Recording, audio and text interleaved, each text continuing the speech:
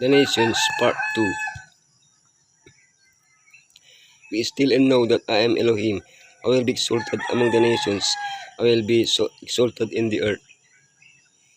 Be still and know that I am Elohim. I will be exalted among the nations. I will be exalted in the earth. Elohim wants us to know the development of the history of the open conflict between good and evil, between Messiah and Satan. For this reason, he showed the prophets the different stages of the conflict, especially those related to the role of nations. The main source of this knowledge is found in the book of Daniel, with John in the book of Revelation, being the one who received the most information about the final stage of the conflict. The knowledge of good and evil, knowledge of history, precious metals, fantastic beasts, the knowledge of the end time, the land and the sea, remnant people, the knowledge of good and evil. For Elohim knows that when you eat from it, your eyes will be opened, and you will be like Elohim, knowing good and evil. Eve was tempted to become equal with Elohim, acquiring the knowledge of good and evil, and apparently she succeeded. This knowledge had been clearly restricted to them by Elohim. Why did Elohim withhold the knowledge of good and evil from the first couple? If you read Genesis 3, you'll see that this knowledge brought them nothing good. Perhaps the problem wasn't the knowledge itself, but the way it was acquired. Elohim wanted to teach the couple gradually, as children are taught in school, but they learn evil through experience. This mistake was repeated by Israel when they asked for a king. Eventually, Elohim allowed them to be subjected to other nations, so they would know what it means to serve him and what it means to serve the nations. Knowledge of history. Knowledge of history. Knowledge of history. Knowledge of history. Precious metals.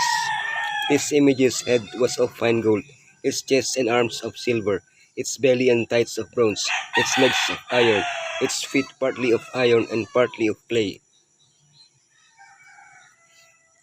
King Nebuchadnezzar was shown the history of the nations through a terrible-looking statue.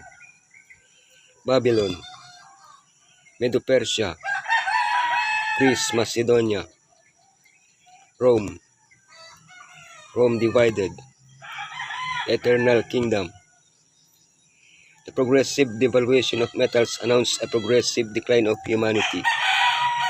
Industrial Revolution, along with the theories of men like Darwin and Marx, have led us to believe that humanity can improve until it achieves a perfect society without Elohim.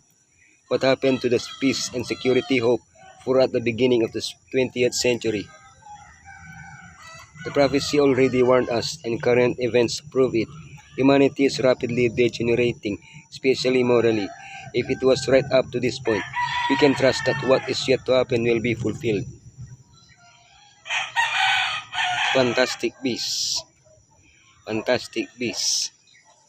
Fantastic beasts. Fantastic beasts. Fantastic beasts. Daniel said, in my vision at night I looked, and there before me were the four winds of heaven, churning up the great sea. 4 great beasts, each different from the others, came up out of the sea. Why repeat the succession of world empires again in another vision? Babylon, Medo-Persia, Greece, Macedonia, pagan Rome, papal Rome. First, to make clear the certainty of its fulfillment. Second, to show the relationship of Elohim's people to the history of the nations. For this vision was given to a Hebrew prophet, not to a pagan king, as recorded in Daniel 2. These nations would not arise peacefully, but as a result of wars. Israel is not involved in the conflict, it is merely a victim, a territory that would pass from empire to empire without autonomy. How far from the ideal that Elohim had thought for them. The history of nations. The history of nations.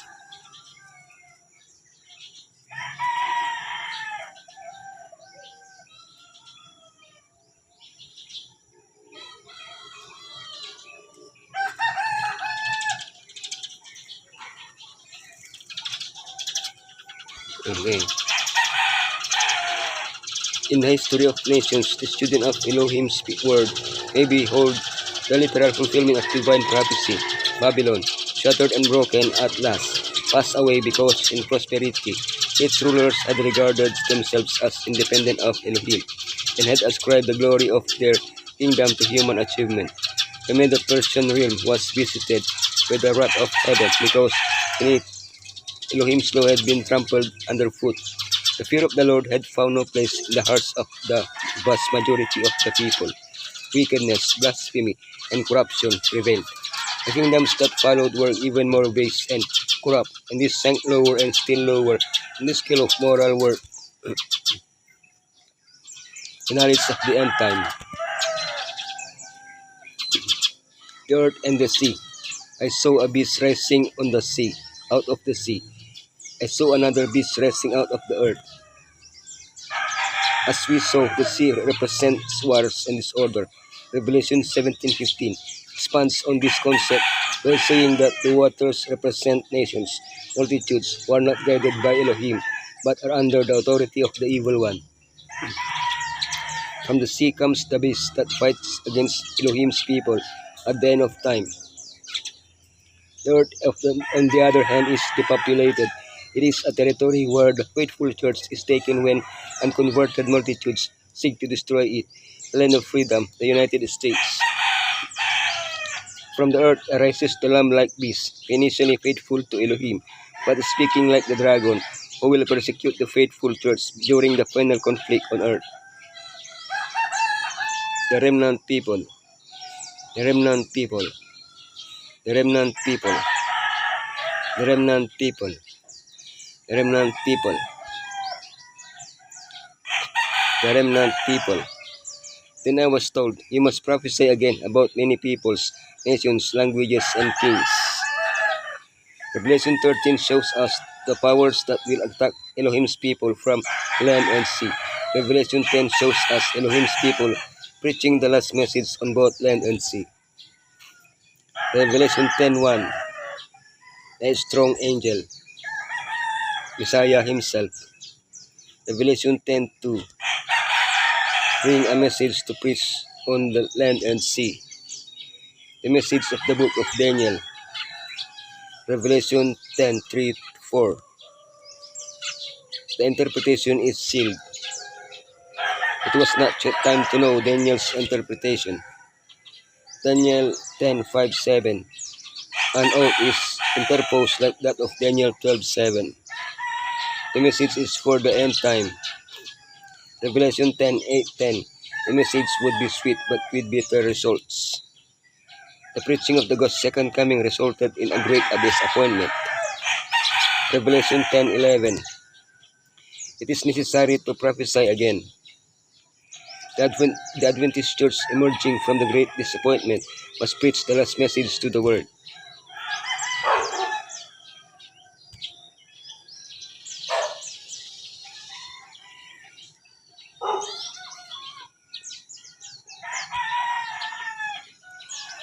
The message of Revelation 14, proclaiming that the hour of Elohim's judgment is come, is given in the time of the end.